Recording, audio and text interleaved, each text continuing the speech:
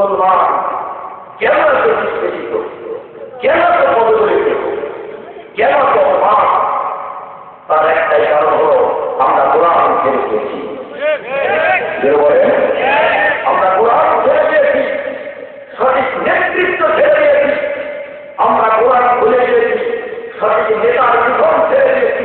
বিধায়ক মুসলমানদেরকে এমন অবস্থানের মধ্যে কিনা বিশ্বের মুসলমান যদি এক হতো, বিশ্বের মুসলমান যদি একত্র সংঘবদ্ধ হতো, কাফের মুসলিমকে যতই আসুক না কেন, কোন কাফের, কোন মুসলিম, কোন হিন্দু, কোন বৌদ্ধ, কোন খ্রিস্টান